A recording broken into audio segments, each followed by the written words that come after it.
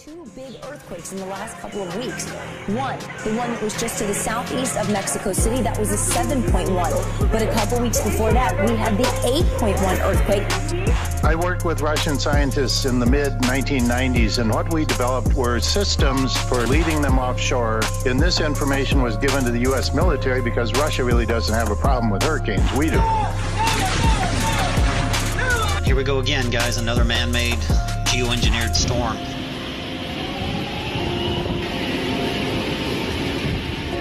And knowing that the government, the bankers have the ability to knock these things out with their weaponry, their electromagnetic weaponry, but they're not. They're going to feed it. Barbuda, which has already been destroyed, half of the population there is homeless.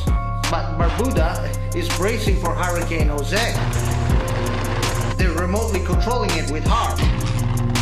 Hurricane Irma and Jose are basically man-made with this technology that I'm about to show you. Basically, these are frequency weapons, so to speak, or weather modification technology off the west coast of Africa. How actually do they form? Well, believe it or not, a hurricane is sort of like a bowling ball.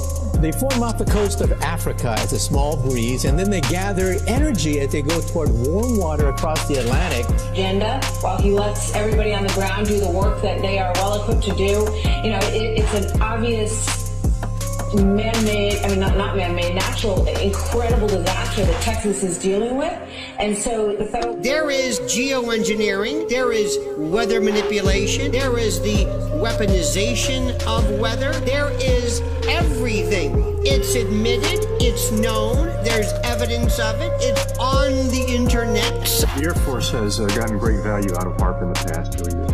We took over from the Navy and managed it and actually did a number of experiment campaigns up there and have finished our work that we're interested in doing up there. Now we're learning that scientists and researchers are looking at how to change the weather on purpose. That's right. Lasers now manipulate rain and lightning. CBS This Morning contributor Michio Kaku is a physics professor at City College. I came across the issue of geoengineering. There's substantial evidence that these programs are going on currently, not only from the testimonies you're hearing today, but from doctors, scientists, and activists around the world. And you know what they're doing now? They have set up a checkpoint at the bottom of this bridge. This is the bridge that takes you from New Orleans over into Gretna. It's the only way out. They've set up a checkpoint, and anyone who walks up out of that city now is turned around. What does Raytheon, big oil companies, Bill Gates, the CIA, and the Jason Group have in common? Well, all of those groups are involved in thinking about and researching geoengineering. We've moving on to other ways of managing the ionosphere, which the HAARP was really designed to do, was to inject energy into the ionosphere, be able to actually control it. But that work has been completed. Lasers? Really? To change the weather? That's right. Well, as Mark Twain once famously said, everyone complains about the weather, but no one ever does anything about it. U.S. military, we knew that they had militarized this information in the early 2000s. They sent up 3 large satellites. They said they were for communications. We knew that they were laser satellites, and they have been using these to manipulate storms. The government has patents on this stuff. These are a show of force by the banking system. And there's many, many agendas of why they're doing this. The agenda, this is where all the oil rigs are. It's tracing the coastline like a laser beam. We finally have the top scientist astrophysicist in the world, Michio Kaku, is telling us that yes, these hurricanes are the result of a weather modification program. More islands. You can totally see the same kind of frequencies coming out of these islands, and you can see these frequencies coming out of them because they have this technology there. And then if it comes in just right, it'll get a strike. It'll go into the Gulf of Mexico, get energized by the warm water, or it could be a gutter ball and simply veer off in the wrong direction. You can look out on the horizon, look up in the air and see streaks and trails of what obvious is not water vapor. Well, instead of doing a rain dance, we physicists are firing trillion-watt lasers into the sky to actually precipitate rain clouds and actually bring down lightning bolts. This is potentially a game changer. This is a global issue. quote from the U.S. Air Force document reads, in 2025, U.S. Aerospace Forces can own the weather by capitalizing on emerging technologies. You are not allowed to go to Gretna, Louisiana from New Orleans, Louisiana. Look in the face of the baby. This is it. This is it. No sugarcoating, no political spin, no Republicans with Democrats. People suffering. Let them go. Bill Gates, for example, is investing in a number of geoengineering companies and projects. He's backing scientists doing that kind of work. The security state is taking a close interest in it. They're carrying out inquiries. And the way they do this, hurricanes, we first have to dispel this myth that hurricanes are somehow created and maintained by warm water. Totally incorrect. The hurricanes are powered by electrical currents from the ionosphere. Now, I told you when Harvey hit, they were going to raise gas prices. We already have a gas increase already, about 35 cents right now than when it was before the storm. The skies are sprayed with nanoparticles. You might as well have said chemtrails, because they're the same thing, delivery systems for nano dust. They're spraying the skies with nanoparticle. This technology, gonna zoom out a little bit, is creating these spindles, so to speak, right? You can totally see all of these and all of these. And they will say, those are contrails.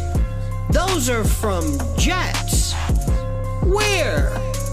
Cross-hatched jets? What are you talking about? These seeds can also be created by laser beams. By firing trillion-watt lasers, you rip apart the electrons, creating what are called ions, and these ions act like seeds, like dust particles, bringing down rain and even lightning. There are also doctors like David Keith, Alan Robock, and Ken Caldera, all trying to convince the American people that these climate engineering programs are a good thing to help fight global warming.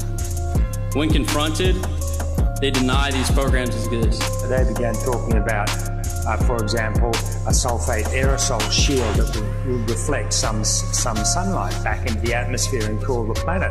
A very, it sounds like crazy science fiction, but in fact it's a very serious proposal getting a lot of work. The government issued a warning stating that because of the warm waters of the Gulf of Mexico, this hurricane season, which goes on till the end of November, could be one of the worst in memory. So watch out, there could be more monster hurricanes to come.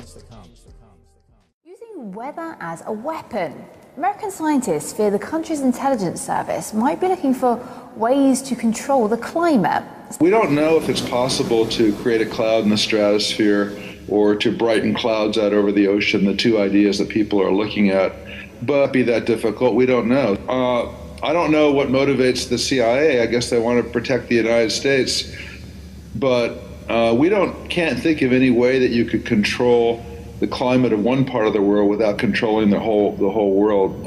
Putting clouds in the stratosphere would have a global effect, not a local effect. And so it's hard to think of a way it could actually be weaponized, but maybe they want to think about that. I don't know. Geoengineering is weather modification on a global scale. Many refer to this as chemtrails. The dispute as to whether or not these programs are going on is really a moot point. We have more than enough data. We have actual footage. As you're seeing now to show that these tankers are indeed spraying at altitude. The materials we see showing up in the ground are the exact materials named in numerous geoengineering patents, as many as 150 patents. So at this point, the notion that these programs are not going on is simply denial. Skies like this, many have grown to think are natural, but they're anything but. And we've seen this for so long now, and it's been ramped up at such a steady pace that people have simply become used to skies like this. Anybody who thinks grid patterns like this are natural should recheck their reality. This is anything but natural. We seldom see blue skies anymore. Skies like this have all too often become the norm. Unfortunately, most people don't even look up. I think at times you could start the sky on fire, nobody would notice. It's exactly what geoengineering patents call for: solar obscuration, to block the sun with toxic metal particulates. And unfortunately, with geoengineers, they don't seem to take the consequences into account. The planet is like a giant physics lab for them, and they seem to not be able to look outside that bubble. These are This is halos around the sun. We see often as the atmosphere is filled with particulates. It's important to understand just because you don't see trails from horizon to horizon does not mean you're not breathing particulates. We seldom see blue skies anymore. They're a silvery white color, especially in the mornings or the afternoons. If you look to the east or to the west and you block the sun with something, you can see the air is very silvery white. This is indicative of an atmosphere saturated with particulates. These particulates create drought. This is a very known and not disputed effect of geoengineering. As you saturate the atmosphere with particulates, you diminish rain. People need to get this through their head. This is not about seeding to increase rain. This is about creating artificial clouds, which reduces rain. When you block the sun, you block evaporation. You block light photons, which diminishes the ability for the sun to knock molecules loose and create evaporation. So what we get is protracted drought in some areas and deluge in others. Exactly what we have in the continental US right now. Putting the wrench on planet Earth, this is the epitome of human insanity. To think that they could alter and control these very complex natural systems is insanity of the first order. Weather as a force multiplier, term I mentioned a minute ago, owning the weather in 2025. This is a stated U.S. military objective, to own the weather in 2025. And I do not mean to imply that the U.S. military is the only player in this game. We have China and Russia on the other end of the fence, and at this point it's a tug-of-war with the atmosphere, and the American public appears to be one of the victims in this equation. And it appears that there are other internal objectives against the American people to control food supplies, control water supplies, control water rights, so forth.